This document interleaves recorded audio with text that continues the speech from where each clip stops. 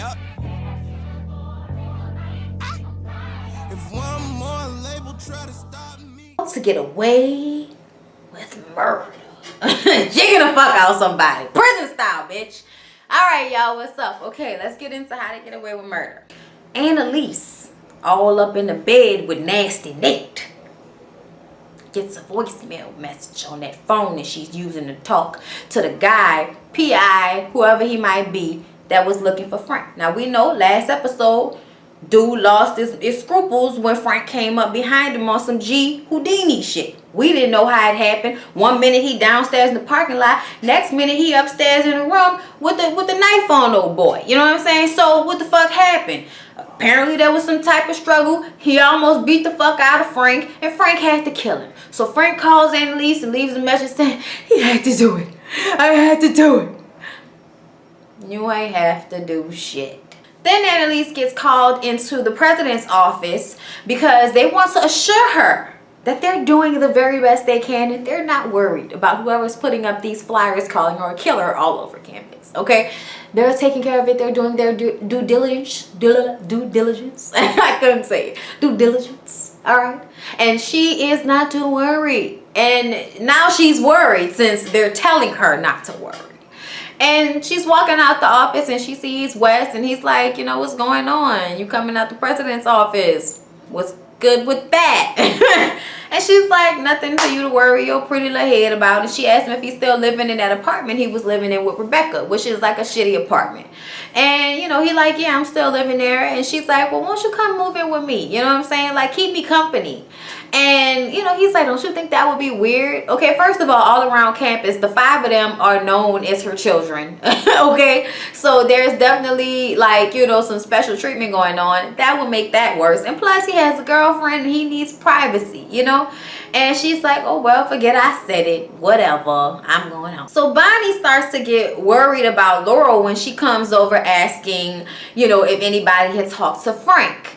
And decides to run her phone calls and finds that she's been calling Frank. So now Annalise and Bonnie are worried that she's talking to Frank. And if she is, she's a lying little bitch and she's a traitor. And I'm like, Bonnie, slow up. Don't nobody need to get killed, okay? I know you want to kill somebody, bitch, but calm down, okay? Calm down for us.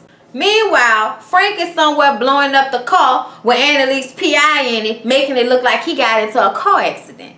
Connor and Oliver are having a hard time dealing with the fact that Oliver doesn't want to be with Connor, but they're still living together and now they're working together. So it's very, very like, what the fuck, okay? How are we breaking up and spending more time together than we were before? Explain that to me, okay? And it's just getting real weird in between them, and everybody thinks that it's Connor's fault. Everybody thinks Connor cheated because he's known for that, but Oliver has really turned Connor into a little docile puppy bitch, okay? I'm just saying, docile puppy bitch, that's what I see. So the new case this episode is this old lady named Irene Crowley.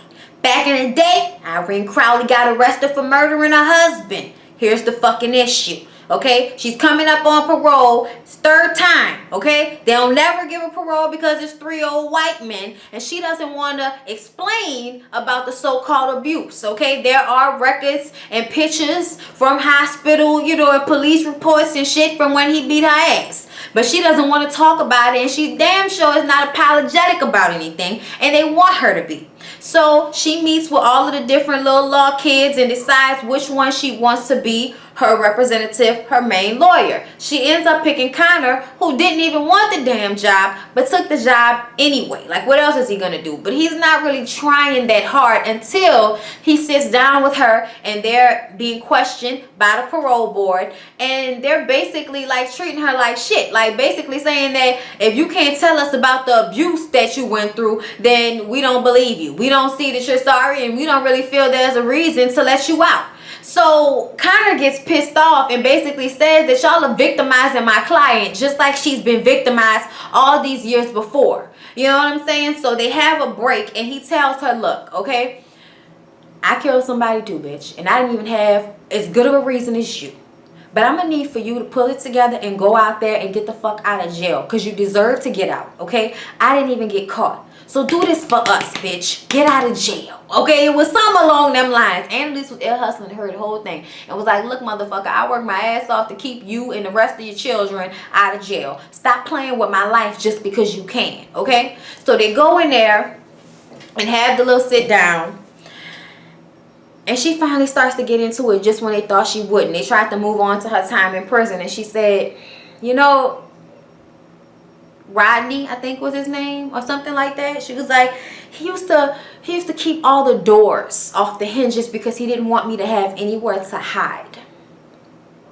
And one day, I was using the bathroom, comes into the house mad about something, grabs me by my hair, puts my head in the toilet, and I almost drowned in my own urine.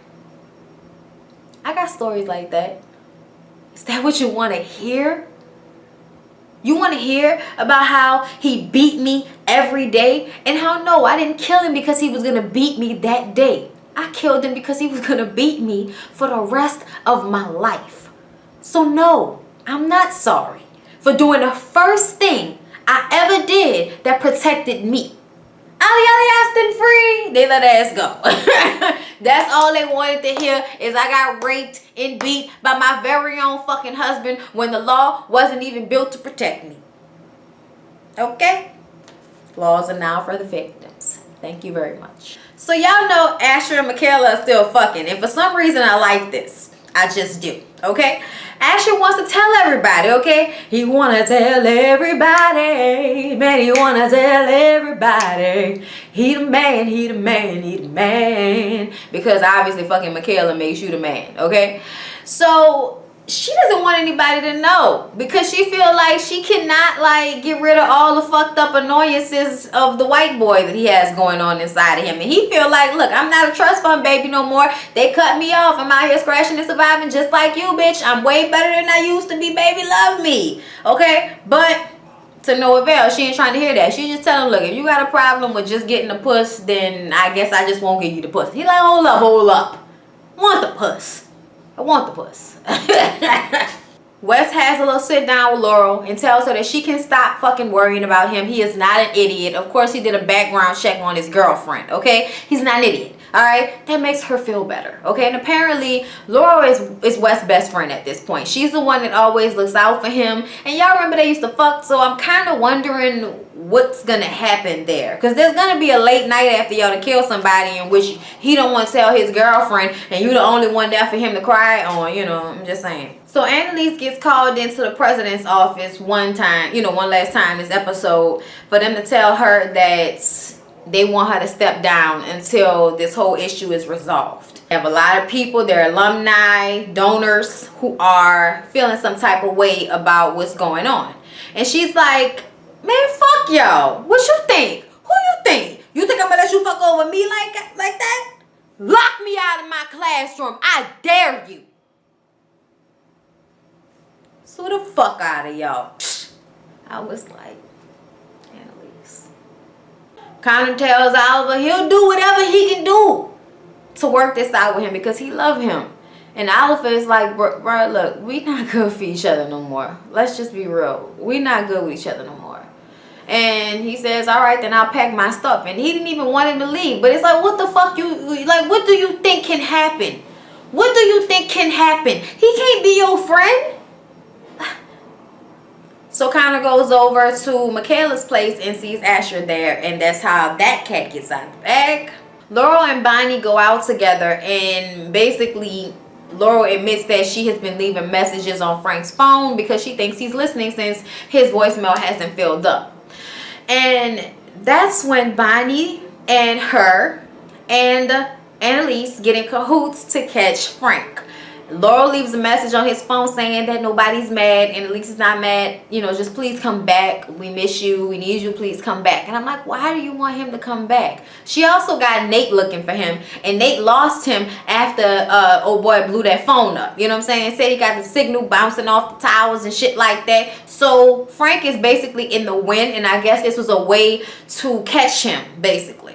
Whoever the dead person is this season, we know it's not Oliver. Oliver shows up to the scene where the house is on fire and Annalise is being questioned by the police, and it's obvious that they think she's a suspect, and they decide to take her in and arrest her ass, okay? She gives Oliver a phone and tells him to wipe it. Something's going on. Like, comment, and subscribe. Love y'all. See y'all in the next one. Peace out. On my mama, on my hood, I look fly, I look good. Touch my